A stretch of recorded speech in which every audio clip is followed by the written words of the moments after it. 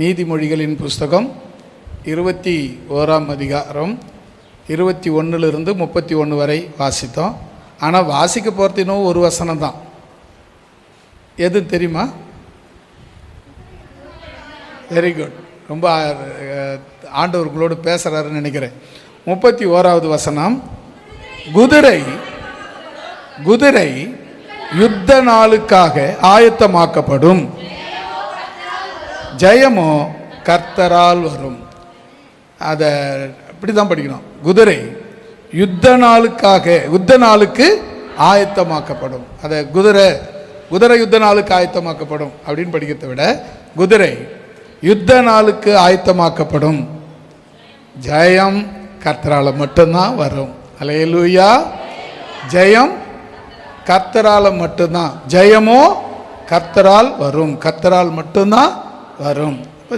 வெற்றி, ஜெயம்னா வெற்றி நமக்கு இப்போ பழைய காலங்கள்லாம் பார்த்திங்கன்னா மன்னர்கள் ஆட்சி. இப்போ ஆட்சியில் வந்து சூது நிறைஞ்ச ஆட்சி. அவங்கள மக்கள் ஓட்டு போடுறாங்க மாதிரி பாவனை. ஆனால் மக்கள் ஓட்டு போடாமலே இவங்களே ஓட்டு போட்டுடுறாங்க. அந்த காலத்தெல்லாம் திறமை இருக்கிறவனுக்கு மட்டும்தான் ஆட்சி அதிகாரம், பலம் உள்ளவனுக்கு மட்டும்தான் ஆட்சி அதிகாரம், வீரம் உள்ளவனுக்கு மட்டும்தான் ஆட்சி அதிகாரம். இப்போ கேடுபாடு செய்கிறவன், சூழ்ச்சி செய்கிறவன் தான் ஆட்சி அதிகாரத்தில் இருக்கிறான்.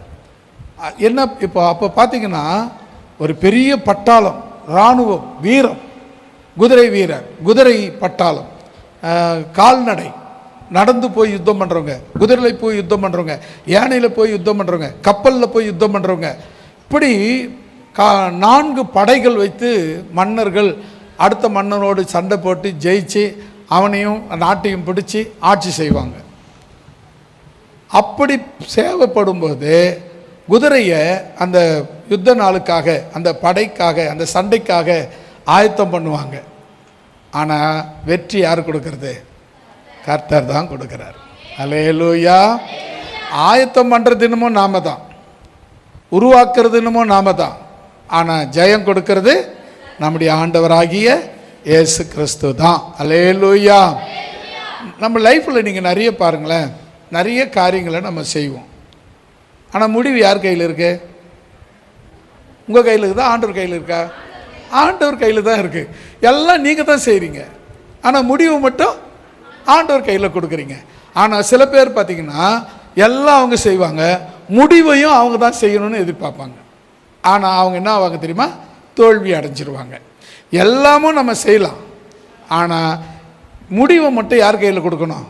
நாம் ஆண்டவர் கையில் கொடுத்தவங்க ஜெயிச்சுக்கிட்டே இருப்பாங்க. அல்லேலூயா. ஆண்டவரே, நான் யுத்தத்துக்கு தயாராக குதிரைகளை ரெடி பண்ணிட்டேன், குதிரைகளுக்கு போர் பயிற்சி கொடுத்துட்டேன், குதிரைகளுக்கு அதுக்கு அணிவிக்க வேண்டிய எல்லா அணிகலங்களையும் அணிவிச்சிட்டேன், குதிரைக்கு போர் பயிற்சி கொடுத்துட்டேன், குதிரையை போரில் விட்டால் அது சண்டை போடக்கூடிய திறமையை அதுக்கு கற்றுக் கொடுத்துட்டேன், எல்லாம் பண்ணியாச்சு ஆண்டவரே அப்படின்னு சொல்லி ஆயத்தப்படுத்த வேண்டியது உங்கள் வேலை. ஜெயத்தை கொடுக்கறது அவருடைய வேலை. அல்லேலூயா. நான் ஆயத்தப்படுத்திட்டேன், என் குதிரைலாம் நல்லா சண்டை போடும், என் வீரர்களாம் நல்லா சண்டை போடுவாங்க, அதனால் ஜெயமும் என்னுடையது தான் அப்படின்னு சொல்கிறவங்க நிறைய பேர் தோல்வியை பெற்றுக்கொண்டார்கள், வெற்றியை இழந்து போனார்கள். அவங்க ஆனபடியினாலே உங்களுக்கு மிக முக்கியமாய் சொல்லுகிற வார்த்தை என்னவென்றால், குதிரை யுத்த நாளுக்காக ஆயத்தமாக்கப்பட்டாலும் ஜெயம் கர்த்தரால் மட்டும்தான் வரும். அல்லேலூயா. நிறைய காரியங்களை நீங்கள் பார்த்தீங்கன்னா கானாவூரில் இயேசு செய்த முதல் அற்புதம். கல்யாணம் நடந்துக்கிட்டு இருக்கு, எல்லாம் இருக்குது வீட்டில், கல்யாணம் நடக்கிற வீட்டில் எல்லாம் இருக்குது, குறை எதுவும் இல்லை, எல்லாம் திராட்சை ரசம் கூட இருந்துச்சு, எல்லாம் இருந்துச்சு. முக்கியமானது கல்யாணத்தில், அந்த யூதர்கள் கல்யாணத்தில் திராட்சை ரசம் முக்கியம், அதுவும் இருந்துச்சு. ஆனால் என்னாச்சு? குறைஞ்சி போச்சு, தீர்ந்து போச்சு. அந்த நேரத்தில், குறைஞ்சி போன நேரத்தில், தீர்ந்து போன நேரத்தில் என்ன செய்கிறதுனே தெரியல. அந்த கல்யாண வீட்டுக்காரன் அந்த நேரத்தில் மரியாள்கிட்ட போய் சொல்கிறார். மரியாளும் என்ன பண்ணுறதுன்னு தெரியல, இயேசுக்கிட்ட போய் சொல்கிறாங்க. ஏசப்பா என்ன சொல்கிறாரு? உனக்கு எனக்கு என்ன, என் வேலை இன்னும் வரல அப்படின்றார். அவர் வேலையை மரியாள் தான் வர வச்சாங்க. இயேசுவின் வேலையை மரியாள் வர வச்சாங்க. எப்படி தெரியுமா? அவர் பாட்டு அமைதியாக, உன் வேலை உனக்கு என்ன, நீ வந்து நீயும் கல்யாணத்துக்கு வந்து நான் கல்யாணத்துக்கு வெளிப்பாரு அப்படின்னு அனுப்பி விட்டார். அவர் என்ன பண்ண, அவங்க என்ன பண்ணாங்க, போய் அப்படி இல்லாமல் போய் ஆயத்தப்படுத்துகிறாங்க. எப்படி ஆயத்தப்படுத்துகிறாங்க பாருங்க. வேலைக்காரை கூப்பிட்டு, வாப்பா அது பார், அவர் தான் இயேசு, அவர் தான் ஆண்டவர், நீங்கள் என்ன பண்ணுங்க, அவர்கிட்ட போய் நீங்கள் அவர்கிட்ட போய் நில்லுங்க, அவர் என்ன சொல்கிறாரோ செய்யுங்க அப்படின்னு ஆயத்தப்படுத்தி அனுப்பிட்டாங்க. இவனுக்கு இப்போ என்ன பாருங்க, வேலைக்காரங்க என்ன பண்ணுவாங்க, ஆண்டவர்னு வேற சொல்லிட்டாங்க இல்லையா, அவர்கிட்ட வந்து கையை கட்டி பவ்யமாக நின்று, என்னப்பா நாங்கள் என்ன செய்யணும்னு கேட்குறான். அப்போ உடனே என்ன சொன்ன தெரியுமா, நீங்கள் போய் பாத்திரத்தை நிரப்புங்க. அல்லேலூயா. எந்த தண்ணி கொண்டாந்து நிரப்பணும், எதை வச்சு நிரப்பணும், எங்கே நிரப்பணும் அப்படின்லாம் கிடையாது. அங்கே வாசலில் வைக்கிற கைகள் கழுவுகிற பாத்திரங்கள் 6 கற்சாடிகள், அந்த கற்சாடிகள் வைக்கப்பட்டிருக்கிற இடத்துல இருக்கிற பாத்திரத்தை நிரப்ப சொல்லி 6 கற்சாடிகளை நிரப்ப சொல்லி அவர் என்ன பண்ணார், சொல்லி அனுப்பினார். இவனுங்க போய் தண்ணி கொண்டாந்து நிரப்பினானுங்க. நிரப்பினவங்களுக்கு மட்டும்தான் தெரியும் எங்கேருந்து தண்ணி கொண்டாந்தாங்கன்னு. வேறு யாருக்கும் என்ன தண்ணி எங்கேருந்து கொண்டாந்ததுன்னு யாருக்குமே தெரியாது. இப்போ நம்ம என்ன பண்ணுறோம், மினரல் வாட்டர் இருந்தால் தான் குடிக்கிறோம். அப்போ அவங்க என்ன தண்ணியை கொண்டாந்து நிரப்பினாங்கன்னே தெரியல. அந்த தண்ணியை இப்போ அவர் ஜெபம் எதுவும் பண்ணலைங்க.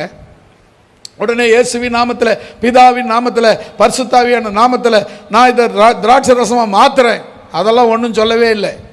என்ன பண்ணார், மொண்டாந்து ஊற்றிட்டு போய் நிற்கிறாங்க. என்னப்பா மொண்டாந்து ஊற்றிட்டீங்களா? ஆமாம் ஐயா மொண்டாந்து ஊற்றிட்டோம்.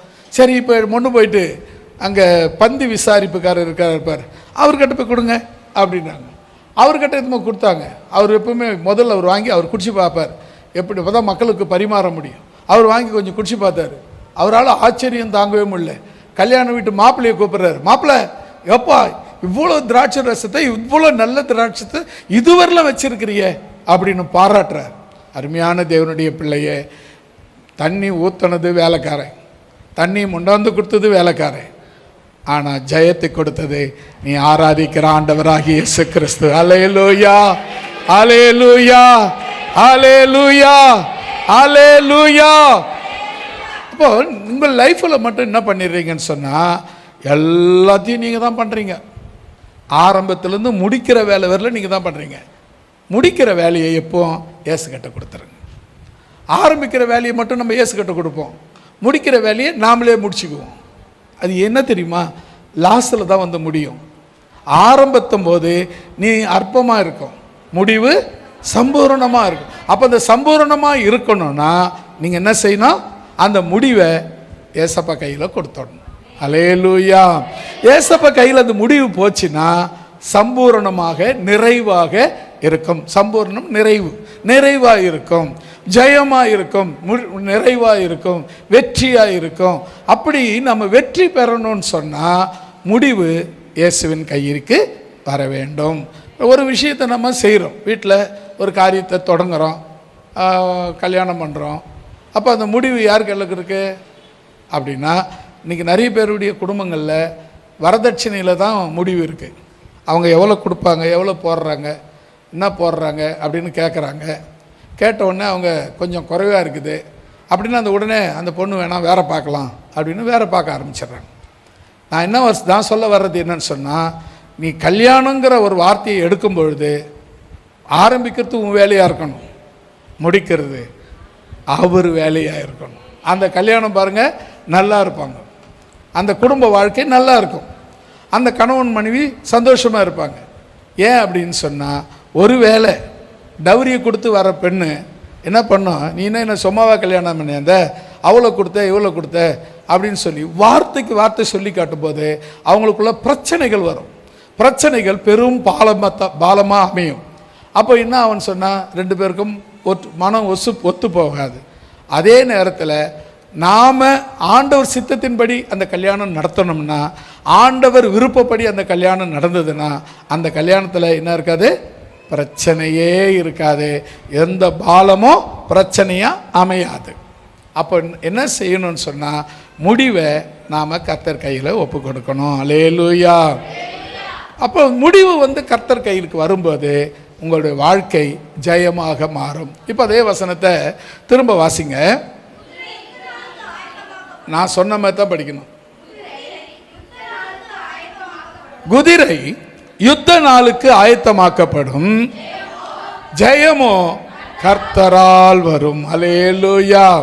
இந்த குதிரை அப்படின்னு நிறுத்தி படிக்கிறது போல அந்த ஜெயமோ அப்படின்னு நிறுத்தி படிக்கணும். அது படிச்சு பாருங்களேன். குதிரை யுத்த நாளுக்கு ஆயத்தமாக்கப்படும், ஜெயமோ கர்த்தரால் வரும். அல்லேலூயா. லைஃப்ல என்னென்னலாம் முடிவு பண்ணியிருக்கீங்க, என்னென்னலாம் கோல் வச்சிருக்கிறீங்க, என்னென்னலாம் செய்ய பிளான் பண்ணியிருக்கிறீங்க, அத்தனையும் ஆரம்பிங்க. தைரியமாக ஆரம்பிங்க. இயேசுவின் நாமத்தில் ஆரம்பிங்க. இயேசுவின் நாமத்தை கொண்டு ஆரம்பிங்க. ஆனால் முடிவை மட்டும் நீங்கள் முடிக்காதீங்க, ஏசப்பா கையில் கொடுத்துருங்க. அல்லேலூயா. அவர் முடிக்கட்டும். அவர் முடிச்சாருன்னா என்னவா இருக்கும்? ஜெயமாக இருக்கும். அல்லேலூயா. நீங்கள் உங்கள் லைஃப்பில் ஜெயிக்கணும்னா முடிவு இயேசுடையதாக இருக்க வேண்டும். நீங்கள் பாருங்கன்னா ஓட்டப்பந்தயம் ஓடுறோம். ஆனால் அந்த ஓட்டப்பந்தயத்தில் ஜெயிக்க போகிறது எத்தனை பேர்? ஒருத்தர் தான். ரெண்டாவது வர்றலாம் கணக்கு கிடையாது, முதல் வர்றவங்க தான் கணக்கு. 2 பேர் 1000 பேர் ஓடினாலும் ஜெயிக்க போகிறது ஒருத்தர் தான்.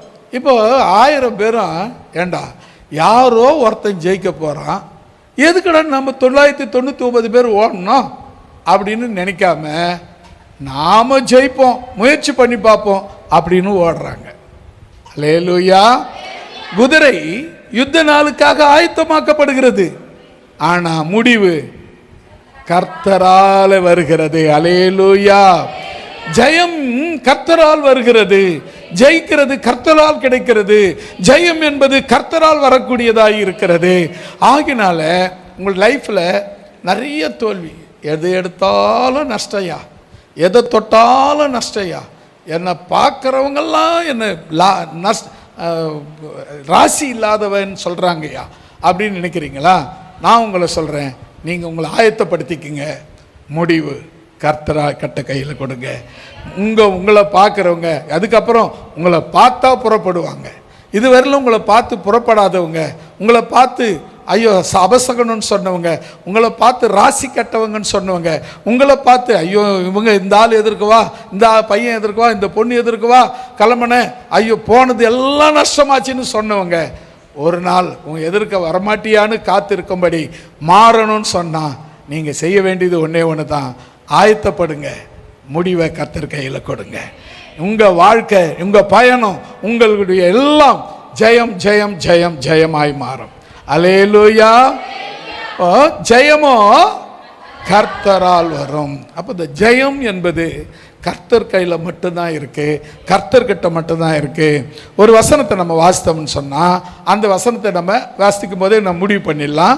1 நாளாகமம் 29ஆம் அதிகாரம் 11வது வசனம்.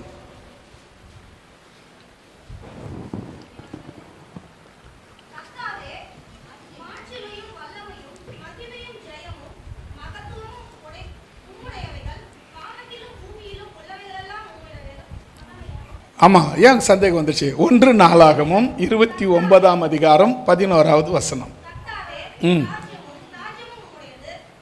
கர்த்தாவே மாட்சிமையும், அடுத்தது வல்லமையும், 3வது மகிமையும், 4வது ஜெயமும், 5வது மகத்துவமும். ஆமென். அல்லேலூயா. ஓகேவா? ஜெயம் யாருடையது? நாம ஆராதிக்கிற கர்த்தருடையது, ஆண்டவருடையது, ஏசப்பாவுடையது. ஜெயம் அவரால் மட்டும்தான் வரும். ஏன் அப்படின்னு சொன்னா வசனம் தெளிவா சொல்லுகிறது. 1 நாளாகமும் 29:11 கர்த்தாவே மாட்சிமையும் வல்லமையும் மகிமையும் ஜெயமும் மகத்துவமும். ஆமென். அல்லேலூயா. மாட்சிமை, வல்லமை, மகிமை, மகத்துவம், அதுவும் கூட ஜெயமும் அவருடையது தான். நீ ஜெயிக்கணும்னா யாரை நம்பணும்? ஆண்டவரை நம்பணும். உன் வாழ்க்கை ஜெயமா மாறணும்னா இயேசுவை நம்பணும். நீ உன் வாழ்க்கையில எல்லாம் ஜெயமா அமையணும்னா நீ இயேசுவை நம்பினா மட்டும்தான் ஜெயிக்க முடியும். சில நேரத்தில் நமக்கு பலவீனம், வியாதி வரும். இந்த வர்றவங்களாம் சொல்லுவாங்க, இந்த பூட்டுக்கு அவர் பிழைக்க மாட்டார் அப்படின்னு சொல்லுவாங்க. அந்த பூட்டுக்கு அவங்க பிழைக்கணுமா வேணாமான்னு சொல்லி அவங்க முடிவு பண்ணுறதில்ல, அது என் ஆண்டவர் முடிவு பண்ணுறது. அல்லேலூயா. நாம் என்ன பண்ணுறோம், அவங்க பேச்சு கேட்போம். வந்து பார்த்தவங்க, ஐயோ ஹார்ட் அட்டாக் வந்துச்சா, ஐயோ இந்த ஹார்ட் அட்டாக் வந்தாங்களாம், பக்கத்து வீட்டுக்காரன் செத்து போயிட்டான். அப்படின்னா என்ன அர்த்தம், பக்கத்து வீட்டுக்காரன் செத்து போய் நீ செத்து போயிடுவே அப்படின்னு சொல்கிறாங்க. நாம் அவங்க இல்லை, நமக்கு ஆண்டவர், நான் ஆராதிக்கிற ஆண்டவர் இயேசு கிறிஸ்து. அல்லேலூயா. ஜெயம் அவர்கிட்ட இருக்கு, மகத்துவம் அவர்கிட்ட இருக்கு, மாட்சிமை அவர்கிட்ட இருக்கு, மகிமை அவர்கிட்ட இருக்கு, வல்லமை அவர்கிட்ட இருக்கு, அந்த ஜெயமும் அவர்கிட்ட தான் இருக்கு. அல்லேலூயா, அல்லேலூயா. அப்போ இந்த ஜெயிக்கிற இந்த விஷயம் நம்ம யாருக்கிட்டையும் கிடையாதுங்க. நீங்க யாரை நம்புறீங்க அவங்க கிட்ட கிடையாதுங்க, நீங்க ஆராதிக்கிற ஏசப்பா கிட்ட தான் இருக்கு. அந்த ஜெயத்தை நீங்க பெற்றுக்கொள்ளணும்.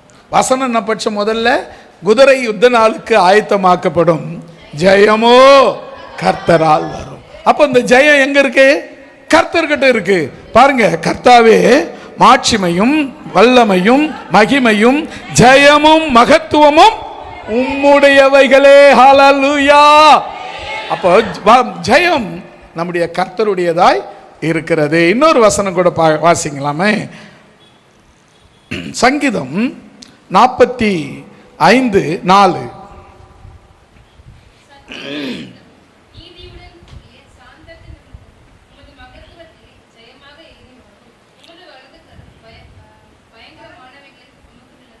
ஆமேன். மறுபடியும் வாசிக்கலாமா? ஆமேன். நல்லா கவனிங்க, நல்லா கவனிங்க. எது நிமித்தம், எது நிமித்தம், சத்தியத்தின் நிமித்தம். அப்படி கூடி முதல்ல பார்த்துக்குங்க, எதுவும் இருந்தாலும் முதல்ல சத்தியத்தின் நிமித்தம். ரெண்டாவது கவனிங்க, நீதியுடன் கூடிய சாந்தத்தின் நிமித்தமும். முதல்ல சத்தியம், சத்தியத்தின் நிமித்தம். ஜெயம் எப்படி வரும் அப்படின்னா, வசனம் சொல்லுது, சங்கீதம் சொல்லுது, சத்தியத்தின் நிமித்தமும். அடுத்தது சொல்றாங்க, நீதியுடன் கூடிய சாந்தத்தின் நிமித்தமும் உமது மகத்துவத்திலே ஜெயமாய் வருகிறவராய் இருக்கிறார் நம்முடைய ஆண்டவர். அல்லேலூயா.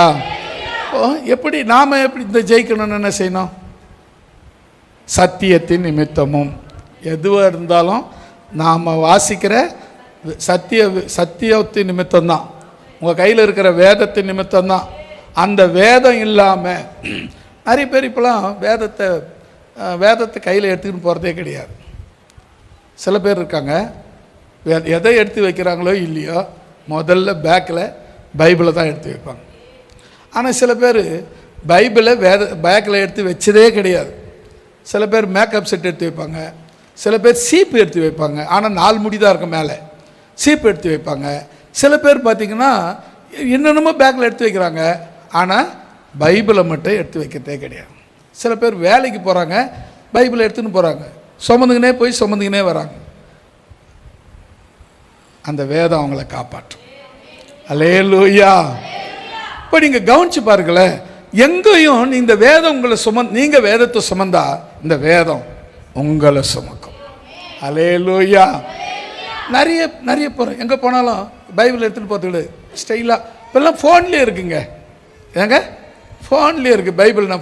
நான் பைபிள் ஃபோனில் தான் படிக்கிறேன், ஆனால் எங்கன்னா வெளியே போனால் கையில் பைபிள் தான் எடுத்துன்னு போவேன். ஆனால் பைபிளை பிரித்து பார்க்க மாட்டேன், படிக்க மாட்டேன், வேறு வழி கிடையாது. நான் என் கையில் இந்த ஃபோன் இருக்கிறத விட என் கையில் பைபிள் இருக்கிறது தான் எனக்கு சாட்சி. அல்லேலூயா. அப்போ நீங்கள் கவனிக்க வேண்டிய விஷயம், சத்தியத்தின் நிமித்தமும்.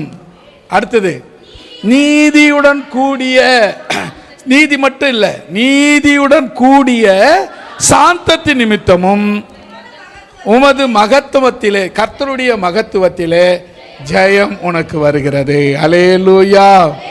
ஜெயத்தை தேவன் கொடுக்க வல்லவராய் இருக்கிறார்.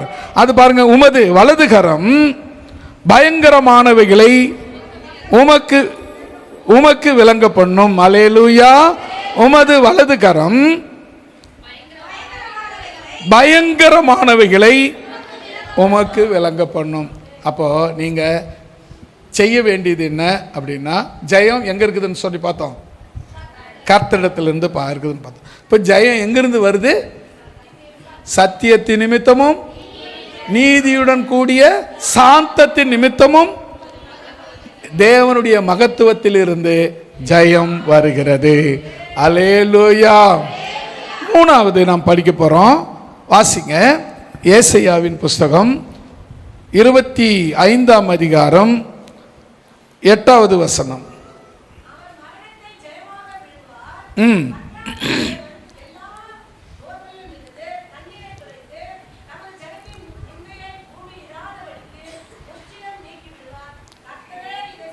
ஆமென். அல்லேலூயா.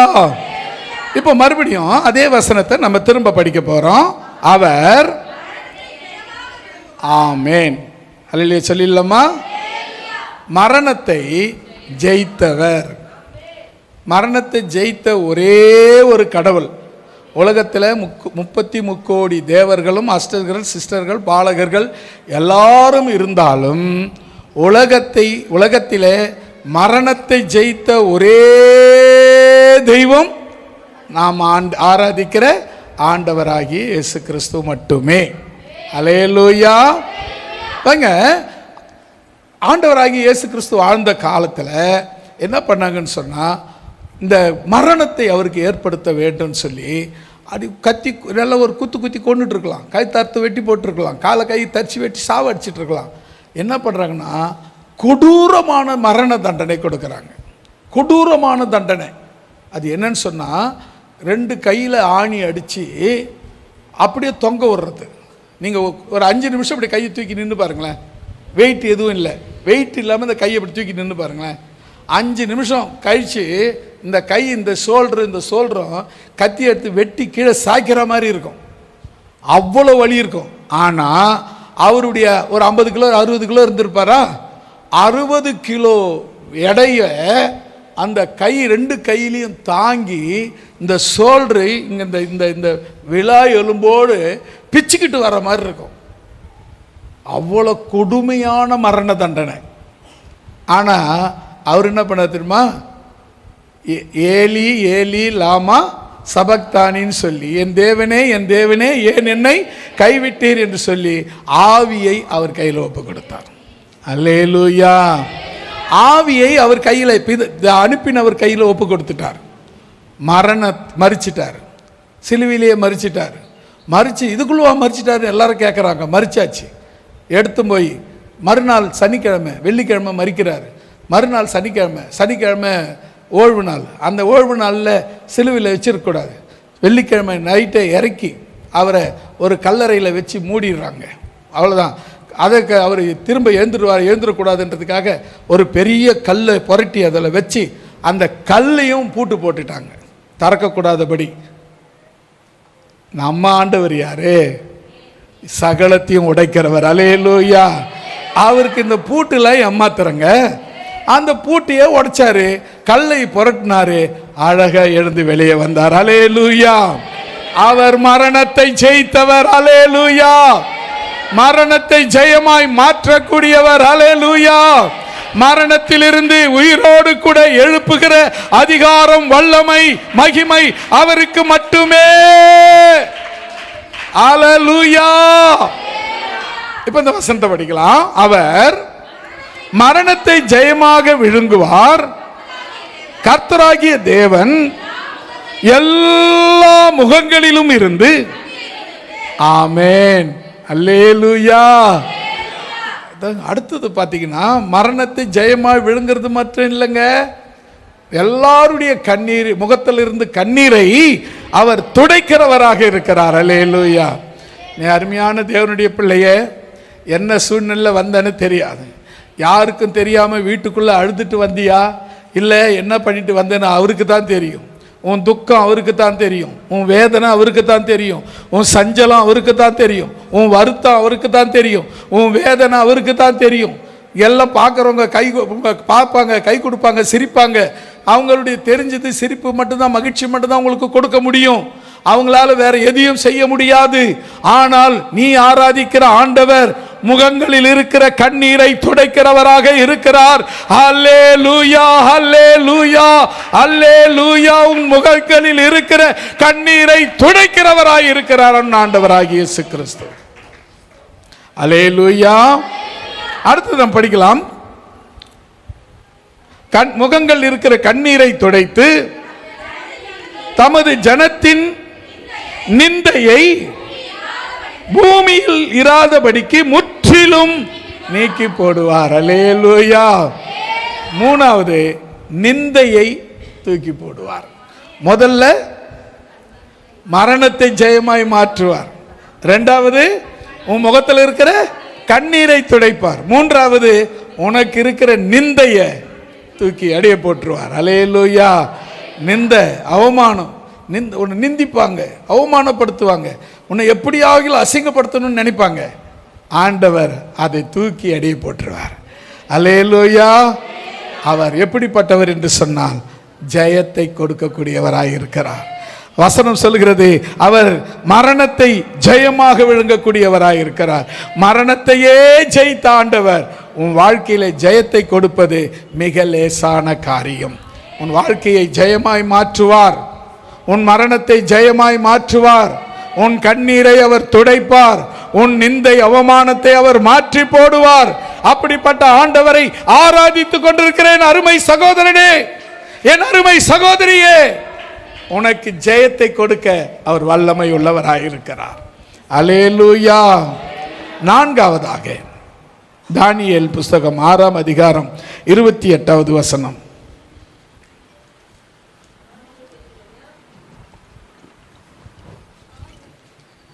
ஆறு 28.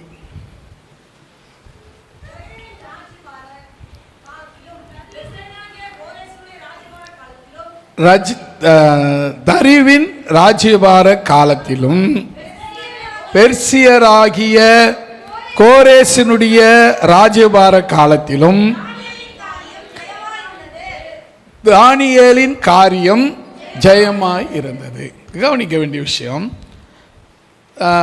தானியேல் ஒரு யூதன். யூதாவிலிருந்து சிறையாக பிடித்து கொண்டு போகப்பட்டவர். அவர் பாபிலோனுக்குரியவர் அல்ல, பாபிலோன் நாட்டை சேர்ந்தவரும் அல்ல. அவர் ஒரு யூத இஸ்ரவேலை சேர்ந்தவர், ஒரு யூதன். அவருக்கு வழக்கம் என்னன்னு சொன்னால், எப்போ அந்தி சந்தி மத்தியான வேலையில் ஜபம் பண்ணுறது அவருடைய வழக்கம். நாம் வழக்கம் அப்படிப்பட்ட வழக்கெல்லாம் எங்ககிட்ட கிடையாதுங்க. சில பேர் சொல்கிறது அது மாதிரி வழக்கெல்லாம் பழக்கெல்லாம் எங்களுக்கு கிடையாது. ஆனால் அவருக்கு என்ன பழக்கம் இருந்தது? காலையில், மாலையில், மத்தியானத்தில் ஜபம் பண்ணுற வழக்கம் அவருக்கு இருந்தது. தினம் 3 வேலை, எந்த வேலை எப்படி இருந்தாலும் அரசாங்கத்தில் வேலை செய்கிறாரு. கவர்மெண்ட்டு எம்ப்ளாய், அதாவது ராஜாவுக்கு அடுத்த இடத்துல இருக்கிற ஒரு பெரிய எம்ப்ளாய். நாம் சின்ன வேலை செய்தோம்னாவே ரொம்ப வேலை டைட்டாக வைக்கிறாங்க. ஒன்றும் பண்ண முடியல, ஜபம் பண்ண முடியல, பைபிள் படிக்க முடியல, சர்ச்சுக்கு போக முடியல. என்ன தெரியுமா? கவர்மெண்ட்டு சம்பளம் அப்படி சொல்ல வைக்குது. ஆனால் அவருக்கு அப்படி கிடையாது. அரசாங்கத்தில் அரசருக்கு அடுத்த பதவி, கொலு மண்டபத்தில் எப்பொழுதும் இருக்கக்கூடியவர். கொலு மண்டபம்னா விசாரணைக்கு இடம். அந்த இடத்துல எப்பவும் நிற்கக்கூடிய ஆள், மற்றவங்களை விசாரிக்கக்கூடிய இடத்துல இருக்கக்கூடிய ஆள். ஆனால் எந்த வேலை எப்படி இருந்தாலும் அவர் முழு முதற்கொண்டு வேலை என்ன தெரியுமா? காலையில் ஜெபம் பண்ணணும், முடிஞ்சிச்சா? அப்புறம் மத்தியானம் ஜெபம் பண்ணணும், அப்புறம் முடிஞ்சதா சாயங்காலமும் ஜெபம் பண்ணணும். இந்த 3 வேலை எப்படிப்பட்ட வேலை இருந்தாலும் அதை ஓரம் தள்ளிட்டு அந்த டைமுக்கு போய் ஜெபம் பண்ணிட்டு தான் மற்ற வேலையை செய்வார். அதனால் அவருடைய வாழ்க்கை, அவருடைய காலம் எப்படி இருந்ததுன்னு சொன்னால், தரியு ராஜா காலத்திலும் பெர்சியாவின் கோரேசினுடைய காலத்திலும் தானியேலின் காரியங்கள், செயல்கள் எல்லாம், அவன் செய்த செயல்கள் எல்லாம் ஜெயமாக இருந்தது. ஹல்லேலூயா. இதுக்கு என்னங்க காரணம்? அவன் என்ன பண்ணாங்க? போய் 3 வேளை ஜெபம் பண்ணாங்க, அவ்வளோதாங்க. அவன் ஒரு பெரிய விஷயம் எதுவுமே செய்யலை. அவன் என்ன செய்தான்? எதனா சொல்லுங்க பார்க்குங்க. அவன் சிங்க கெபியில் போட்டாங்க. அது அவன் செய்ததில்லை, அவங்க எதிரி செய்தது. இவன் செய்ததில்லை. அது அவனை சிங்க கெபியில் போட்டது இவன் செய்ததா? அவங்க எதிரிங்க பண்ணாங்க. ஆனாலும் அவன் 3 வேளையும் ஜெபம் பண்ணுறவனா இருந்ததுனால அந்த சிங்க கெபிலையும் கர்த்தர் காப்பாற்றினார். அந்த காலை ராத்திரியில் தூக்கி போட்டாங்க, எலும்பு கூட இருக்காதுன்னு நினச்சாங்க. ராஜாவுக்கு ராத்திரிலாம் தூக்கம் வரல. ஐயோ, நல்லவனை தூக்கி ஜெபம் பண்ணுறவனை தூக்கி உள்ளே போட்டுமே ராத்திரிலாம் முழிச்சுனே இருக்கிறான், தூங்கவே இல்லை. பொழுது எப்படா வெடின்னு பார்த்துனே இருக்கிறான். பொழுது வெடிஞ்சு இவனே அந்த இடத்துக்கு ஓடுறான். ஓடி போய், தானியேலே, ஜீவனுள்ள தேவனுடைய தாசனே, நீ சுகமாக இருக்கிறாயா? அழுதுற மாதிரி கேட்குறாங்க. அவன் சொன்னா, ராஜா என்று வாழ்க, நான் சுகமாக தான் இருக்கிறேன், இந்த சிங்கங்கள் என்னை ஒன்றும் பண்ணவில்லை. ஹல்லேலூயா. ஏங்க, ஜெபிக்கிறவனை நிந்தை ஒன்றும் செய்யாது, எதிரிகள் ஒன்றும் செய்ய முடியாது. எதிராய் எழும்புற ஆயுதங்கள் வாய்க்காமலே போகும். ஹல்லேலூயா. அதுக்கு என்ன செய்யணுங்க? நல்லா ஜெபம் பண்ணுங்க. சில பேர் ஜெபம் பண்ணுவாங்க, ஜெபம் பண்ண உட்காந்துருப்பாங்க. சோத்திரம் சோத்திரம் சோத்திரம் சோத்திரம் சோத்திரம் சோத்திரம் சோத்திரம் சோத்திரம் சோத்திரம் சோத்திரம் சோத்திரம். என்னத்தை பார்த்தீங்க? நான் இப்போ இந்த பக்கம் பார்த்தேன், இந்த பக்கம் பார்த்தேன், என்னத்தை பார்த்தேன்? இருக்கிறது அப்படியே தான் இருக்குது, இந்த பக்கம் இருக்கிறது அப்படியே தான் இருக்குது, எதுவும் ஒன்றும் மாற்றது இல்லை. இதில் அப்படி கொஞ்சம் நேரம் கூட கண்ணை மூடவே மாட்டாங்க. எப்போ பார்த்தாலும் இப்படியே பார்த்துங்க, சோத்திரம் சோத்திரம். உன் ஆந்த கண்ணு மேலே குத்தனா என்னன்ற ஜபங்கிற போது ஐம்புலன்களையும் அடக்கி கொஞ்ச நேரம் அவரை பார்த்தா போதும். நீ மணிக்கணக்கில் ஜெபம் பண்ண வேண்டியதில்லை, நிமிஷம் கணக்கில் ஜெபம் பண்ணா போதும். ஹல்லேலூயா. உன்னை அடக்கி தேவனை நோக்கி பார்க்கும் பொழுது மணிக்கணக்கு தேவையில்லைங்க, நிமிடம் கணக்கு போதுமே. அவரை பார்க்கணுங்கிற ஆர்வத்தோடு ஆசையோடு பார்த்து 1 நிமிஷம் 2 நிமிஷம் 5 நிமிஷம் ஜெபம் பண்ண போதுமே. அது மாதிரிலாம் பண்ணுறதே கிடையாது. ஜபம்னு உட்காந்து 1 மணி நேரம் ஜபம். சோத்திரம் சோத்திரம் சோத்திரம். என்ன நினச்சிக்கிறாங்க தெரியல, சிரிச்சுக்கிறாங்க. திடீர்னு ஏதோ நினச்சிட்டு இருக்கிறாங்க, ஏதோ நடந்துக்குது. அந்த நேரம் இப்போ சிரிப்பு வந்துடுச்சு. சோத்திரம் சோத்திரம் சோத்திரம் சோத்திரம். இதெல்லாம் நம்ம பண்ணுறது தான். நான் கடந்து வந்துட்டேன், நீங்கள் வந்துக்கின்னு இருக்கீங்க, அவ்வளோதான் விஷயம். நானும் அங்கேருந்து தான் வந்தேன், அதை தாண்டி தான் வந்தேன். எனக்கு தெரியுமா தெரியாதா? அங்கேருந்து வந்தவனுக்கு தெரியாதா அது என்ன நடக்கணுங்க? அப்போ நீங்கள் என்ன செய்யணும்னு சொன்னால், தானியேலை போல நீங்கள் 3 வேலை பண்ணுறீங்களோ இல்லையோ, 2 வேலை பண்ணுங்க. இல்லை 2 வேலை கூட பண்ண முடியலங்க, அட்லீஸ்ட் 1 வேலையாவது மனதார ஜெபம் பண்ணுங்க. கர்த்தர் உங்களை ஆசீர்வதிக்க வல்லவராக இருக்கிறார். உங்கள் ஜெபம் தாங்க உங்களை காப்பாற்றும். ஹல்லேலூயா. இப்போ தானியேல் என்ன பண்ணா? அவ்வளோதாங்க. வேற என்னென்ன பண்ணார்? என்ன பண்ணாம சொல்லிக்குதா? எதுவும் கிடையாது. அவர் ராஜாங்கத்தில் இருந்து சில காரியங்களை செய்தார் ராஜாவுக்கு. ஆனால் கர்த்தருக்கு அவர் செய்தது ஜெபம் மட்டும்தான். 3 வேளை ஜெபம் பண்ணுவார். என்ன தடை இருந்தாலும் அவங்க என்ன பண்ணிட்டாங்க, அந்த 120 பிரதானிங்க, ராஜாவுக்கு அடுத்தது 120 பிரதானிங்க, அவங்க தான் நாட்டை ஆள்றவங்க. இவங்க சொல்லி போய் முடித்து என்னென்ன பண்ணணும்னு சொல்லி ராஜா கிட்ட சொல்கிறாங்களோ ராஜா கைது போடுவார், அவ்வளோதான். அந்த 120 பிரதானியில் இவர் ஒருத்தர், தானியேல் ஒருத்தர். மிச்சம் எல்லாரும் பாபிலோனை சேர்ந்தவன், இவன் மட்டும் யூதாவை சேர்ந்தவன். இவன் மட்டும் யூதனாக இருக்கிற இவன் வந்து நமக்கு ஈக்குவலாக நாட்டில் ஆட்சி அதிகாரம் பண்ணலாமா, இவன் ஆட்சி அதிகாரம் பண்ணலாமா அப்படின்ற ஆத்திரம் வெறி இவன் என்ன பண்ணான் தெரியுமா? ராஜா கிட்ட போட்டு கொடுத்தாருங்க. ராஜாவே 30 நாளைக்கு உங்களை தவிர வேற யாரையும் கும்பிடக்கூடாது, அரச கட்டளையாக வரணும்னாங்க. அரச கட்டளையாக வந்தாச்சு. இவனுக்கு சதி பண்ணுறாங்கன்னு ராஜாவுக்கு தெரியாது. கடைசியில் என்னாச்சு? சதி நடந்து முடிஞ்சிச்சு. சிங்க கபியில் தூக்கி போட்டாச்சு. சிங்க கபி என்ன நடந்தது? சிங்கம் என்ன பண்ணுச்சு? ஒன்றும் பண்ணல. அவருக்கு மெத்தையாக இருந்து அவரோடு கூட உடன்பட்டு பங்காளியாக இருந்து உடன்பட்டு கூட துணையாக இருந்துச்சு. சிங்கம் ராத்திரி பூரா தானியேலுக்கு காவலாக இருந்துச்சு. அவர் ராத்திரி பூரா ஜெபம் பண்ணிட்டு இருந்தார். ராஜாவுக்கு தூக்கமே வரல. இதெல்லாம் காரணம் தானியேலின் ஜெபம். ஜெபமே ஜெயமே ஞாபகம் இல்லையே. ஜபமே என் வாழ்வில் செயலாக மாற ஜப ஆவியால் என்னை நிறைத்திடுமே. ஜபமே என் வாழ்வில் செயலாக மாற ஜப ஆவியால் என்னை நிறைத்திடுமே. ஜபமில்லையே ஜெயமில்லையே, ஜபமின்றியே ஜெயமில்லையே, ஜப சிந்தை எனில் தாருமே தேவா, ஜப சிந்தை எனில் தாருமே. ஜபமே என் வாழ்வில் செயலாக மாற ஜப ஆவியால் என்னை நிறைத்திடுமே.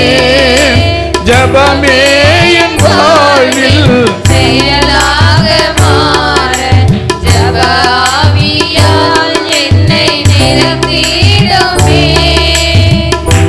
அல்லேலூயா. அடுத்ததாக நம்ம 1 கொரிந்தியர் 15ஆம் அதிகாரம் 54வது வசனம். சீக்கிரம் வாசிக்கலாமா? அழிவுள்ளதாகிய இது அழியாமையும், சாவுக்கு ஏதுவாகி இது சாவாமையும் தரித்து கொள்ளும் போது மரணம் ஜெயமாக விழுங்கப்பட்டது என்று எழுதியிருக்கிற வார்த்தையின்படி நிறைவேறும். அப்போ என்ன சொல்றாரு? அந்த ஜெயம் ஜெயம் எப்படி வரும்? ஜெயம் கர்த்தர்கிட்டேருந்து வரும். ஜெயம் ஜபத்தினால் வரும். ஜெயம் நமக்கு நமக்கு நமக்கு ஜெயம் எப்பொழுது வரும் அப்படின்னு சொல்லும்போது சொல்றாரு, மரணத்தை ஜெயமாக விழுங்கினவர், சாவை ஜெயிச்சவர், அழியாமை சாவுக்கு ஏதுவாகிய நம்முடைய சரீரம் சாவாமியை தரித்து கொள்ளும் போது ஜெயமாய் மாறுகிறது. அல்லேலூயா. நாம் எப்போ சாவாமியை தரித்து கொள்கிறோம்? இந்த வசனத்தின்படி வசனம் பாருங்க, அழிவுள்ளதாகி இது அழியாமையும் சாவுக்கு ஏதுவாகி இது சாவாமையும் தரித்து கொள்ளும் போது. எப்போ இந்த அழிவுள்ளதாகி இது அழியாமையும் சாவுக்கு ஏதுவாகி இது சாவாமையும் தரித்து கொள்ளுகிறது. அப்படி தரித்து கொள்ளும் போது தான் மரணம் ஜெயமாக வீழ்க்கப்பட்டது என்று எழுதியிருக்கிறபடி எழுதியிருக்கிற வார்த்தை நிறைவேறும். அப்பதான் எழுதியிருக்கிற வார்த்தை ஜெயமாக மாறும் என்கிற வார்த்தை நிறைவேறும். அப்போ இதுக்கு முன்ன சொல்லப்பட்டிருக்குது அழிவுள்ளதாகிய இது எது? அடுத்தது சாவுக்குரியதாகிய இது எது? எது? இது இதுதான் அழிவுக்குரியதாகிய இது அழியாமையும், சாவுக்குரியதாகிய இது சாவாமையும் தரித்து கொள்ளும் பொழுது மரணம் ஜெயமாக விழுங்கப்படுகிறது. அல்லேலூயா. அப்போ இது அழியாமை எப்போ தரித்து கொள்ளும்? இது சாவை எப்பொழுது சாவை அதாவது சாவுக்குரிய இது எப்பொழுது சாவாமையை தரித்து கொள்ளும்? அப்படின்னு வசனம் சொல்லுதுன்னு சொன்னால், நீங்கள் பார்த்தீங்கன்னா உங்கள் சபையில் உங்களுக்கு முதல் சுவிசேஷம் சொல்லும்போது ஆண்டவராகிய இயேசு கிறிஸ்து விசுவாசி அப்பொழுது உனக்கு ரட்சிக்கப்படுவீர்கள் அப்படின்னு சொல்லுவாங்க. அப்புறம் சில பேர் வியாதியாக இருக்கிறவங்க பார்த்து ஆண்டவரை தேடுங்க உங்களுக்கு சுகம் கிடைக்கும் அப்படின்னு சொல்லுவாங்க. ஆனால் எல்லாத்தையும் கேட்டு சர்ச்சுக்கு வந்தால் அங்கே பிதா குமாரன் பரிசுத்த ஆவி நாமத்தில் ஞானஸ்தானம் எடுக்கணும் அப்படின்னு சொல்லி தராங்க. அப்புறம் நம்ம பிதா குமாரன் பரிசுத்த ஆவி நாமத்தில் ஞானஸ்தானம் எடுக்கிறோம். அதோட போதுமான்னு அப்படின்னு நிற்கிறோம். அப்போ தான் சொல்கிறாங்க, நீங்கள் விசுவாசித்து பரிசுத்தாவியை பெற்றுக்கொள்ள வேண்டும் அப்படின்றாங்க. அப்புறம் நாம் பிரயாசப்பட்டு பரிசுத்தாவியை பெற்றுக்கொள்ளுகிறோம். பரிசுத்தாவியை பெற்றுக்கொள்ளும் பொழுது இது அழிவுக்குள்ளாகிய இது அழியாமையை தரித்து கொள்ளுகிறது, சாவுக்குரியதாகிய இது சாவாமையை தரித்து கொள்ளுகிறது. அல்லேலூயா. அதுக்கு பரிசுத்த ஆவியானவரை நான் பெற்றுக்கொள்ள வேண்டும். அல்லேலூயா. நம்ம என்ன பண்ணுறோன்னா ஞானஸ்தானத்தோடு ஸ்டாப் பண்ணிக்கிறோம். ஞானஸ்தானம் விசுவாசத்து ஞானஸ்தானம் எடுக்கணும் அப்படின்னு சொல்கிறோம். அதோடு ஸ்டாப் பண்ணிக்கிறோம் சில விசுவாசிங்க. அதுக்கு அடுத்தது இன்னொரு ஸ்டெப் இருக்குது. நீங்கள் என்ன பண்ணணும்? பரிசுத்த ஆவியை பெறணும். பரிசுத்தாவி பெறணும். அப்புறம் அடுத்த ஸ்டெப் என்ன இருக்குது? அதுக்கப்புறம் என்ன ஸ்டெப்பு இருக்கு? அவ்வளோதான், முடிஞ்சு போச்சு. இல்லை, பூரணத்தை நோக்கி வளரணும். அல்லேலூயா. போன வாரம் அதான் சொல்லி கொடுத்தேன். நீங்கள் என்ன பண்ணணும்? பூரணத்தை நோக்கி வளரணும். நாளுக்கு நாள் வளர்ந்துக்கிட்டே இருக்கணும். எதை நோக்கி? அந்த பூரணத்தை நோக்கி, அதாவது முதிர்ச்சியை நோக்கி. அதை நீங்கள் வளர்ந்துக்கிட்டே இருக்கணும். அப்போது முதல் படி சுவிசேஷம் கேட்கறது, விசுவாசிக்கிறது, ரட்சிக்கப்படுறது, ஞானஸ்தானம் எடுக்கிறது, பரிசுத்தாவியை பெறுறது, அதுக்கப்புறம் இயேசுவை ஃபாலோ பண்ணுறது. இப்படி நம்ம பண்ணும்போது அழிவுக்குள்ளதாகி இது அழியாமையை தரித்து கொள்கிறது. இப்போ சாவுக்கு ஏதுவாகி இது சாவாமையை தரி. அப்போ நீ சாவ மாட்டியா? கேள்வி கேட்கணும்ல. சாவ மாட்டியா? ஒருவேளை நான் செத்தா ஆண்டவர் வரும்போது உயிரோடு எழுந்திருப்பேன். ஒருவேளை நான் சாகாமல் இருந்து ஆண்டவர் வருகை முந்திக் கொள்ளுமானா நான் சாக மாட்டேன், அவரோடு கூட மறுரூபமாவேன். அல்லேலூயா. இது நமக்காக நியமிக்கப்பட்ட நியமனம். அல்லேலூயா. அடுத்ததாக 1 யோவான் 5ஆம் அதிகாரம் 4வது வசனம். யாரெல்லாம் உலகத்தை ஜெயிக்க முடியும்?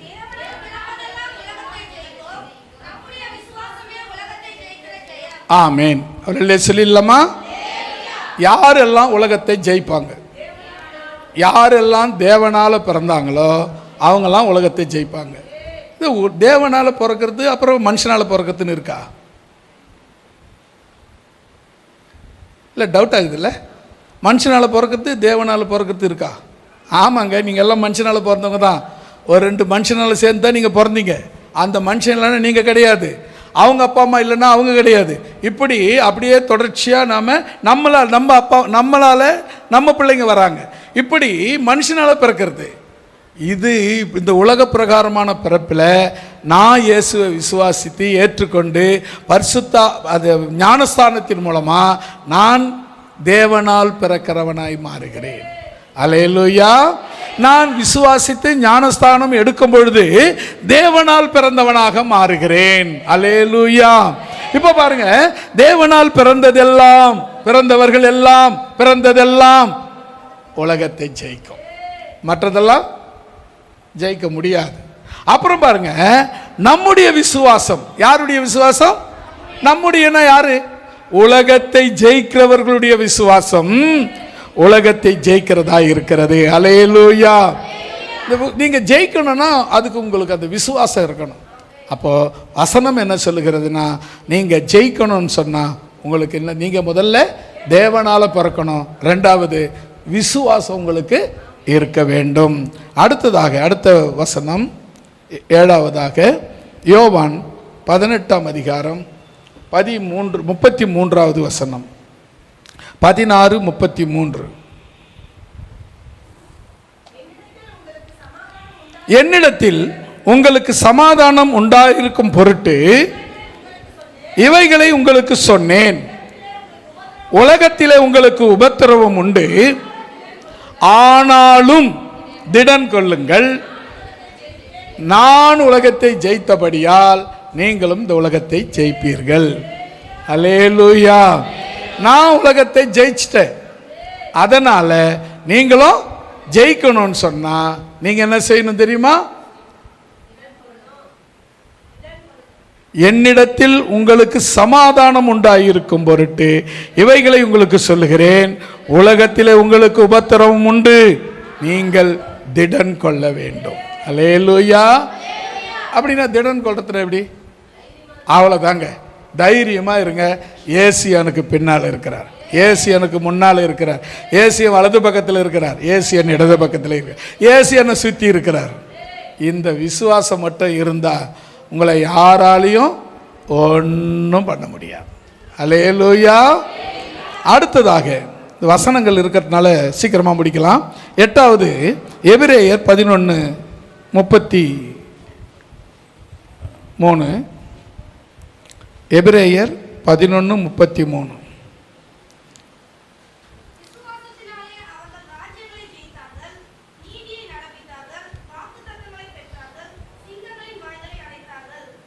ஆமேன். அல்லேலூயா சொல்லலாமா? இப்போ அடுத்தது நம்ம முதல்ல பார்த்தோம் முதல்ல என்ன பார்த்தோம்? இதுக்கு முன் வசனம் என்ன பாட்டுன்னே தெரியாதுங்க. அதெல்லாம் அப்போ கேட்கும்போது தேவனால் பிறந்தது உலகத்தை ஜெயிக்கும். அப்புறம் அதுக்கு அடுத்தது ஒன்று சொன்னேனே, விசுவாசம் உலகத்தை ஜெயிக்கிற ஜெயம். அந்த அது பாருங்க. இப்போ பாருங்க, விசுவாசத்தினாலே அவர்கள் ராஜ்யங்களை ஜெயிச்சாங்க. இஸ்ரவேல் ஜனங்க பல ராஜ்யங்களை ஜெயிச்சாங்க. அவங்க ஜெயிச்சதுக்கு காரணம் என்ன தெரியுமா? அவங்கள விட போர் படை பெருத்தவங்களா இருந்தாங்க. ஆனால் காரணம், அவங்கள தேவனை விசுவாசித்தாங்க, தேவன் அவங்களுக்கு ஜெயத்தை கொடுத்தார். அல்லேலூயா. ராஜ்யங்களை ஜெயித்தார்கள். அப்புறம் என்ன பண்ணாங்க? நீதியை நடப்பித்தார்கள். நீங்கள் ஜெயிக்கணும்னா முக்கியமாக செய்ய வேண்டியது நீதியை நடப்பிக்க வேண்டும். அடுத்தது பாருங்க, வாக்குத்தத்தங்களை பெற்றுக்கொள்ள வேண்டும்.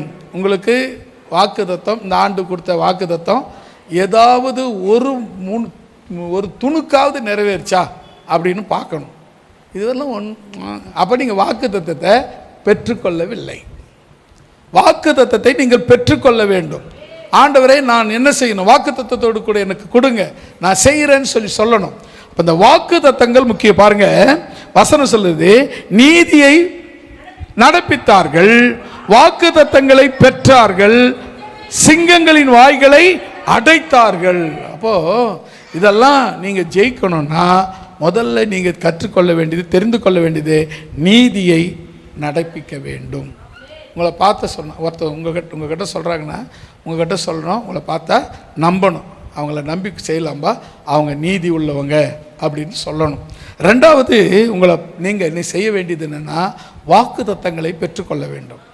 வாக்குத்தத்த வருஷம் நம்ம சபையில் கொடுக்குறோம். அந்த வாக்குத்தத்தை அந்த 1ஆம் தேதி காலையில் கேட்டோம், சாயங்காலம் போய் கேட்டாக்கா, ஆமாம் இல்லை ஒரு வாக்குத்தத்தம் கொடுத்தார், சரியான அருமையான வாக்குத்தத்தம் தெரியுமா அப்படின்வாங்க. நம்மளே கேட்பாங்க, அருமையான வாக்குத்தத்தம் தெரியுமா? சரி, அந்த வாக்குத்தத்தம் சொல்லுங்கள். அது நான் பைபிள்லேருந்து இப்போ தான் பெற்றுவாங்க.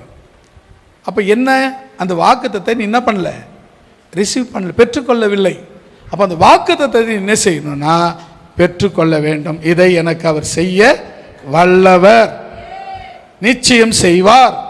அப்போ இந்த வாக்குத்தத்தங்களை நீங்கள் பெற்றுக்கொள்ளாததுனால தான் இன்னும் சில விதமான தோல்விகளை நீங்கள் சந்திக்க வேண்டியதாக இருக்கிறது. முதல்ல நீதியை நடப்பீங்க, அடுத்தது வாக்குத்தத்தங்களை பெற்றுக்கொள்ளுங்கள். அடுத்ததாக இன்னொரு வசனம் கூட நம்ம வாசிக்கலாம். 9ஆவதாக 1 யோவான் 2ஆம் அதிகாரம் 11வது வசனம். 1 யோவான் 2:13.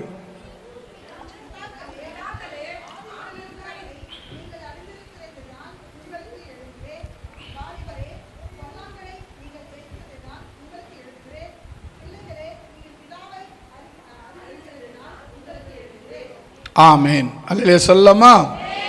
இப்ப கவனிங்க, பிதாக்களே, ஆதி முதலாய் இருக்கிறவரை நீங்கள் அறிந்திருக்கிறதினாலே உங்களுக்கு எழுதுகிறேன். அதை அப்படியே விட்டுட்டு லாஸ்ட்ல வாருங்களேன், பிள்ளைகளே நீங்கள் பிதாவை அறிந்திருக்கிறதினாலே உங்களுக்கு எழுதுகிறேன். இப்ப நடுவுலகத்தை படிங்க. வாலிபரே, பொல்லாங்கானனை ஜெயித்ததினால் உங்களுக்கு எழுதுகிறேன். நீங்க எப்படிப்பட்டவங்களா இருக்கணும்னா, நீங்க முதல்ல பிதாவை அறிந்தவங்களாக இருக்க வேண்டும். தேவனை அறிந்திருக்கணுங்க. உங்களுக்கு தெரியுமா அப்படின்னு சொன்ன தேவன், ஆமாங்க, எங்கள் சர்ச்சில் சொன்னேன். ஒரு முறை ஒருத்தர் வழி கேட்குறாங்க, ஏம்பா சர்ச்சு எங்கே இருக்குதுன்னு.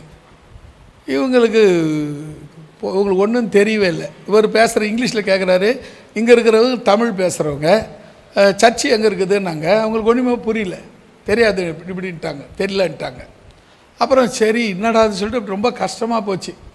அப்புறம் அவர் என்ன பண்ணார், என்ன பண்ணுறதுன்னு தெரியலையே அப்படின்னு சொல்லிட்டு, க்ளோரி டு காட் ஜீசஸ் அல்லேலூயா அப்படின்னு உக்காந்தார். 3 வார்த்தை சொன்னார். 1 க்ளோரி டு காட், அல்லேலூயா, ஜீசஸ் அப்படின்னு சொன்னார். ஓ, க்ளோரி விட்டுக்காரா? அவங்க கேட்ட கேள்வின்னா, க்ளோரி விட்டுக்காரா?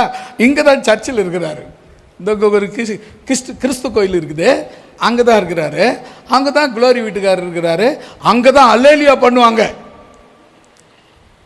என்னங்க அவங்க கவனிச்சிங்க, அவங்களுக்கு என்ன அளவுக்கு புரிஞ்சிருக்காங்க, அவங்க இயேசு எந்த அளவுக்கு அறிஞ்சிருக்கிறாங்க அப்படின்னா, குளோரி வீட்டுக்காரு, குளோரி டு காட், தேவனுக்கு மகிமை என்ற வார்த்தையை அவங்க என்ன புரிஞ்சுக்கினாங்க, குளோரி வீட்டுக்காரு இங்கே தான் இருக்கிறாரு. ஒன்று. ரெண்டாவது ஆச்சு இது கிறிஸ்து வீடு, அதாவது ஜப வீடு, அல்லேலியா வீடு இங்கே தான் இருக்குது. ரெண்டாவது புரிஞ்சுக்கினாங்க. மூணாவது அல்லேலியா பாட்டு இங்கே தான் பாடுவாங்க அப்படின்னு தெரிஞ்சுக்கினாங்க. இப்போ உடனே ஈஸியாக வழி தெரிஞ்சிச்சு. ஆனால் அவங்க சரியாக புரிஞ்சுருக்கிறாங்களா? இல்லை. அப்போது நீங்கள் எப்படி புரிஞ்சுக்கணும்? நீங்கள் சரியாக புரிஞ்சுக்கினீங்களா?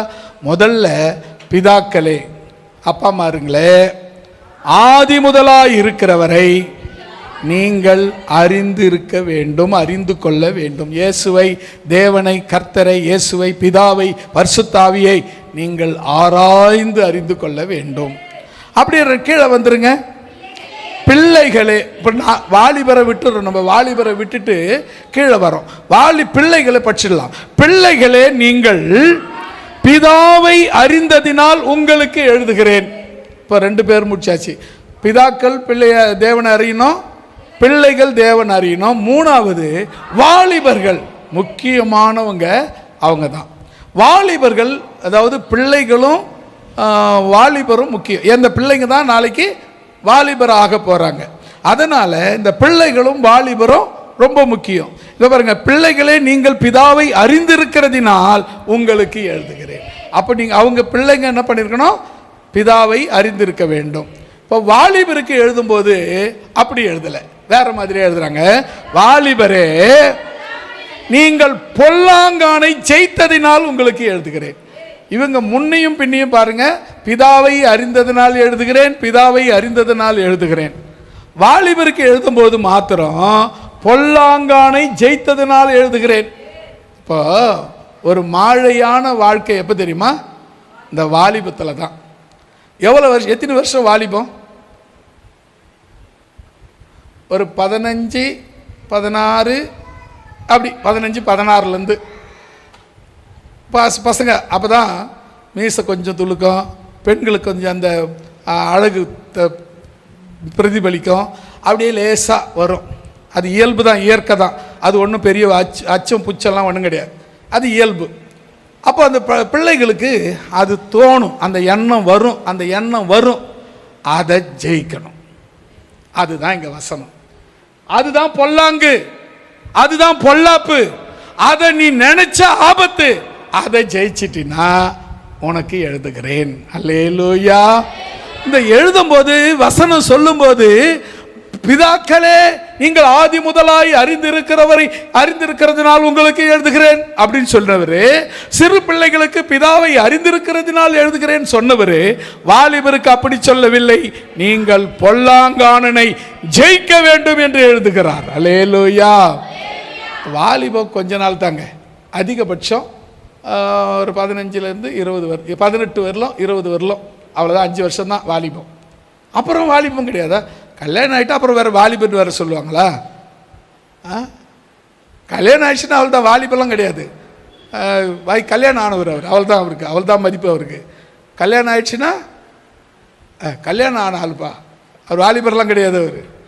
அப்போ யோசித்து பார்த்துக்குங்க, அந்த 5 வருடம் தான் இந்த வாலிபம். இந்த வாலிபம் நம்மை அழித்து விடாதபடிக்கு பொல்லாங்கானனை நீங்கள் ஜெயிக்க வேண்டும். அல்லேலூயா.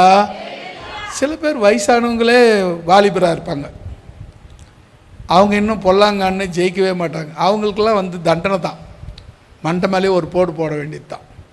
அவங்களுக்கு இன்னும் 60 வயசுலேயும் 20ஆக இருக்கிறது தான் நினப்பு.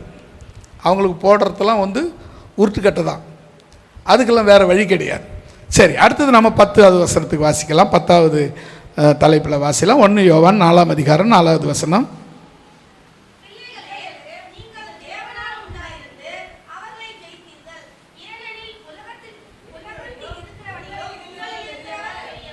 ஆமேன். அல்லேலூயா சொல்லலாமா? இப்போ அடுத்தது நீங்கள் 10வது தெரிஞ்சிக்க வேண்டிய 10வதாக வசனம் படிக்கிறீங்க. பிள்ளைகளே நீங்கள் தேவனால் உண்டாயிருந்து எதை அவர்களை எவர்களை பொல்லாங்கானவர்களை எதிரானவைகளை எதிர்ப்பானவர்களை நீங்கள் ஜெயித்தீர்கள். ஏனெனில் உலகத்தில் இருக்கிறவர்களிலும் உங்களுக்குள் இருக்கிறவர் பெரியவர். ஹல்லேலூயா. கரங்களை தட்டி கர்த்தருடைய நாமத்தை மகிமைப்படுத்துவோம்.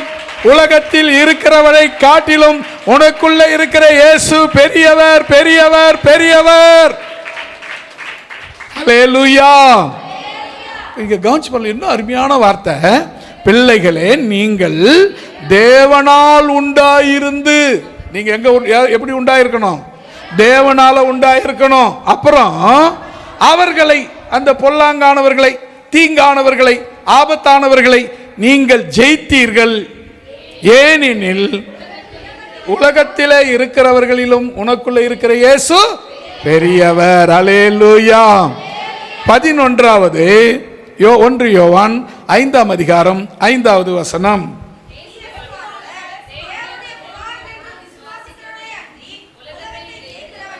அடுத்தது பாருங்க, 5வது வசனத்துல இயேசுவானவர் தேவனுடைய குமாரன் என்று விசுவாசிக்கிறவனே அன்றி உலகத்தை ஜெயிக்கிறவன் யார்?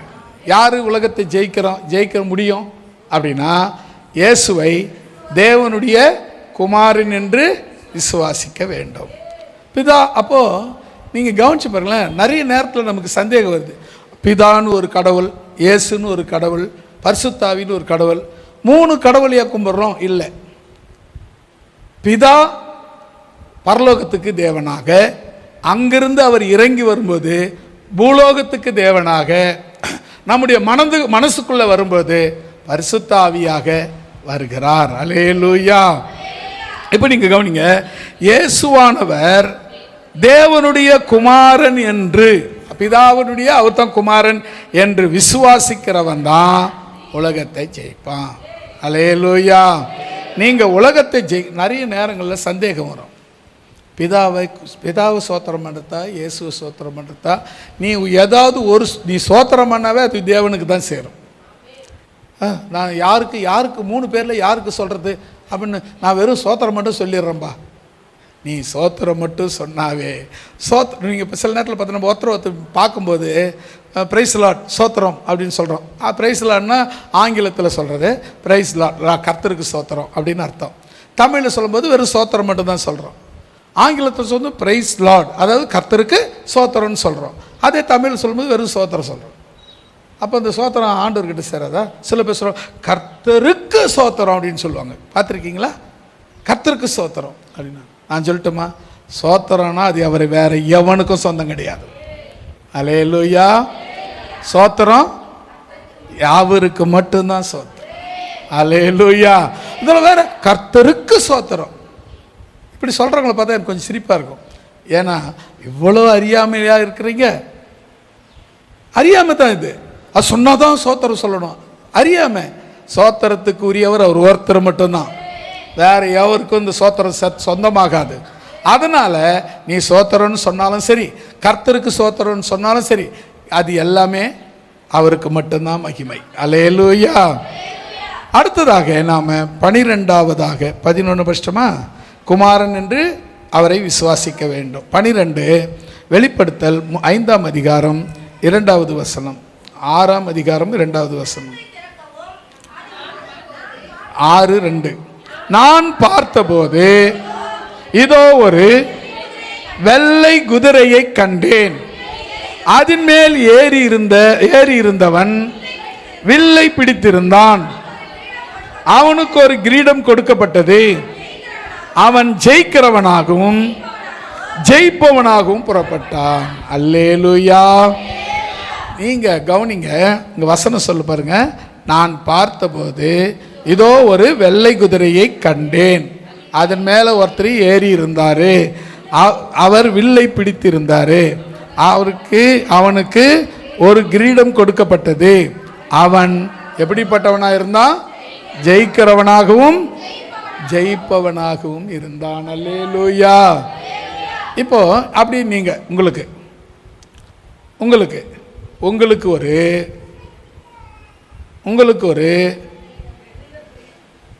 குதிரை வச்சுருக்கீங்க,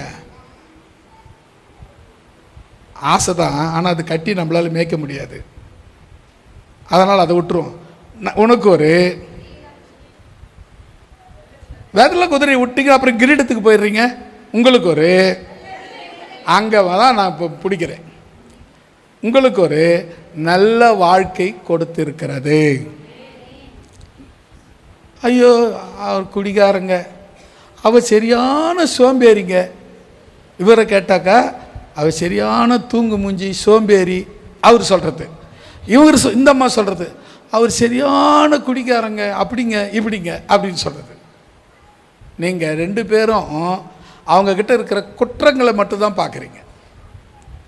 அதுதான் உங்களுடைய வீக்னஸ்.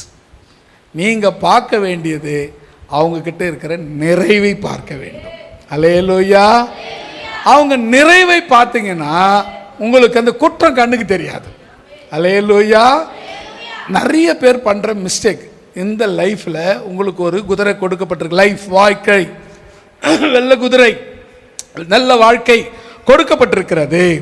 அதன் மேலே ஏறி இருந்தவன், அந்த வாழ்க்கையை தொடங்கினவங்களுக்கு ஒரு வில்லு கொடுக்கப்பட்டிருக்கிறது, ஒரு கிரீடம் கொடுக்கப்பட்டிருக்கிறது. அப்படி வில்லும் கிரீடமும் பெற்றது உண்மையானா நீங்கள் ஜெயிக்கிறவர்களாகவும் ஜெயிப்பவர்களாகவும் இருப்பீர்கள். அல்லேலூயா. கணவன் மனைவிங்கிறது ஒரு லைஃப், நல்ல ஒரு லைஃப். அதில் நீங்கள் பார்க்க வேண்டியது எப்போ பார்த்தாலும் சண்டை வாங்கிக்கினே இருப்பாங்க. அவள் வாயை திறந்தா ஐயோ இன்னும் அடுத்தது என்ன பேச போகிறா, அவள் வாயை திறந்தா டென்ஷன் ஆயிடுறங்க அப்படின்னு சொன்னீங்கன்னா தப்பு அவங்க மேலே இல்லை, உங்கள் மேலே தான். அந்த ஆள் மனுஷனே கிடையாதுங்க. எது பேசினாலும் குதுர்க்கமாகவே பேசுவாருங்க அப்படின்னு சொன்னீங்கன்னா அந்த ஆள் மேலே குறையில்லை, உங்கள் மேலே தான் குறை. நல்லா கவனிங்க. நான் பார்த்தபோது வெறும் வெள்ளை குதிரையை கண்டேன். நான் பார்த்தபோது உங்களுக்கு ஒரு நல்ல வாழ்க்கையை பார்க்கிறேன். அதன் மேல் அந்த வாழ்க்கையில் நடந்து கொண்டிருக்கிற உங்களை கையில் ஒரு வில்லை பார்க்கிறேன், அதன் மேல் ஒரு கிரீடத்தை பார்க்கிறேன். நீங்கள் ஜெயிக்கிறவர்களாகவும் ஜெயிப்பவர்களாகவும் பார்க்கிறேன். அல்லேலூயா. இதில் சரி, குதிரை சொன்னால் வாழ்க்கைன்னு சொல்லிட்டீங்க, ஓகே. வில்லுன்னா இங்கே மாட்டிக்கினீங்களா, என்ன கேட்குறீங்க நீங்கள்? அடுத்தது கிரீடம்னா மாட்டிக்கணுமா? நீங்கள் தான் மாட்டிக்கினீங்க. வில்லுங்கிறது நாம் ஜெயிக்கக்கூடிய போர் ஆயுதம். கிரீடம் என்பது நம் தலைமையில் வைக்கப்பட்ட மரியாதை, கணம். அந்த மரியாதை, உனக்குன்னு ஒரு மரியாதை இருக்குங்க. நீ பேசுகிற பேச்சு வாயை திறந்தாவே மரியாதை, உனக்கு மரியாதை இருக்குதா இல்லையான்னு தெரிஞ்சுக்கலாம். சில பேர் பார்த்தீங்கன்னா வாயை திறந்த ஒரு லூஸ் மாதிரியே பேசுவாங்க, மரம் கழிண்டு போன மாதிரி அரை மெண்டல் மாதிரியே பேசுவாங்க. அப்போ என்ன அர்த்தம்னா இவங்க ஆல்ரெடி மரம் கொஞ்சம் கழிண்டு இருக்குது, டைட் பண்ணால் சரியாயிடுவாங்க. அப்படி பேசக்கூடாது. எப்படி இருக்கணும்னு சொன்னால், நீங்கள் உங்கள் கையில் வில்லு இருக்குது, எதிரியை ஜெயிக்கக்கூடிய போராயுதம் இருக்குது. 2வது என் தலை மேலே மகிமை நிறைந்த கிரீடம் இருக்கிறது. அந்த மகிமையை நான் காப்பாற்றி கொள்ள வேண்டும், எனக்கு கொடுத்த வாழ்க்கையை நான் வாழ வேண்டும் என்று சொல்லி இப்போ என்ன பண்ணணும்? நாம் எப்படி இருக்கணும்? ஜெயிக்கிறவர்களாகவும் ஜெயிப்பவர்களாகவும் இருக்கிறது. உலகத்தில் மனுஷனில் ஆண்கள்லையும் சரி பெண்கள்லையும் சரி குறையே இல்லாதவங்க இருந்தாங்கன்னா அவங்க இந்த உலகத்தில் இருக்கவே முடியாது. அவங்க எப்போ செத்து போயிருக்கணும். அப்போது நாம் எல்லாரும் குறை உள்ளவர்கள் தான். கொஞ்சம் கொஞ்சமாக சரியாகின்னு இருக்கிறோம். பூரணமாக சரியாகும் போது அப்பா நம்மளை கூப்பிட்டுக்குவார். அல்லேலூயா. நம்புறீங்களா? நம்புறவங்க மட்டும் கரங்களை ஊற்றி அல்லேலூயா சொல்லுங்க. ஒரு பாதி பேர் நம்பலை. அதனால் உங்களுக்கும் சொல்கிறேன், உங்களுக்கு கொடுக்கப்பட்ட இந்த நல்ல வாழ்க்கையை முறுமுறுப்பு இல்லாமல், கஷ்டம் இல்லாமல், குறை சொல்லாமல், அவன் சரியில்லை, அந்த ஆள் சரியில்லை, அந்த ஆய்ச்சது எனக்கு வாய்ச்சது பாருங்க, அவள் வாயை திறந்தாவே கூவம் ஆறு மாதிரி நாருங்க அப்படிலாம் சொல்லாமல் உனக்கு கொடுத்த வாழ்க்கையை வாழ்ந்து கடந்து போ. அல்லேலூயா.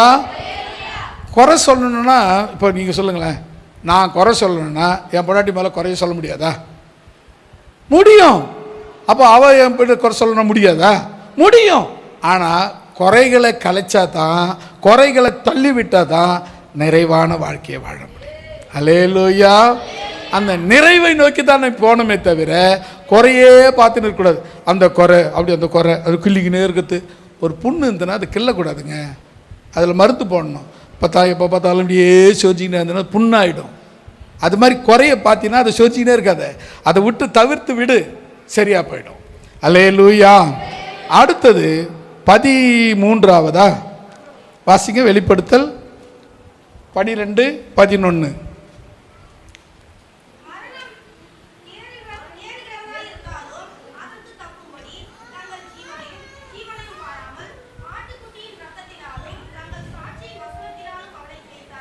ஆமேன். அல்லேலூயா சொல்லமா. மரணம் நேரிடுகிறதா இருந்தாலும் அதற்கு தப்பும்படி தங்கள் ஜீவனையும் பாராமல் ஆட்டுக்குட்டியின் இரத்தத்தினாலும் தங்கள் சாட்சியின் வசனத்தினாலும் அவனை ஜெயித்தார்கள். இப்போ அடுத்தது நீங்கள் கவனிக்க வேண்டிய விஷயம், நமக்கு தேவை, ஜெயிக்கிறதுக்கு தேவை நம்முடைய ஆட்டுக்குட்டியானவருடைய ரத்தம் நமக்கு தேவை. அடுத்தது சாட்சி வசனம் நமக்கு தேவை. சாட்சி சொல்கிற அந்த சாட்சியாக சொல்கிறாங்க பாருங்க, இந்த வசனம் என்கிட்ட பேசுச்சு அப்படின்னு சொல்கிறாங்க பாருங்க, அந்த வசனம் நமக்கு தேவை. இந்த வசனம் சாட்சியாய் நம்மளை நிறுத்தக்கூடியது. வேத வசனம் நம்மை சாட்சியாய் நிறுத்தக்கூடியது. இன்னைக்கு நான் உங்கள் முன்ன ஒரு பாஸ்டரா ஊழியக்காரனாக நிற்கிறேன்னா அதுக்கு ஏன் சாமர்த்தியம், ஏன் அறிவு, ஏன் படிப்பு, ஏன் புத்திசாலித்தனம் எதுவும் கிடையாது. அப்போ அதுக்கு போன் பேசக்கூடாது ஐயா, போன் பேசக்கூடாது ஐயா சர்ச்சுக்குள்ளே. கவனிங்க, எது முக்கியம் அப்படின்னு சொன்னால் என் படிப்பு, என் திறமை, என் சாமர்த்தியம் அதெல்லாம் நத்திங், எதுவும் கிடையாது. அப்போ எது அப்படின்னா ரத்தம் ஜெயம். ஆஹா ரத்தம் ஜெயம், ஓஹோஹோ ரத்தம் ஜெயம், கல்வாரி இயேசுவின் ரத்தம். அப்ப ஜெயம் கொடுக்கிறது எது? ஆட்டுக்குட்டியானவருடைய ரத்தம் நமக்கு ஜெயம் கொடுக்கிறதா இருக்கிறது. அடுத்தது தேவனுடைய சாட்சி வசனங்கள், சாட்சியான வசனங்கள். சில வசனங்கள் பார்த்தீங்கன்னா சுட்டி காட்டி சொல்லியிருப்பார். அந்த சாட்சியான வசனங்கள் உனக்கு ஜெயம் கொடுக்கிறதாக இருக்கிறது. 14வது வெளிப்படுத்தல் 17:14. சீக்கிரம் படிங்க. 17:14.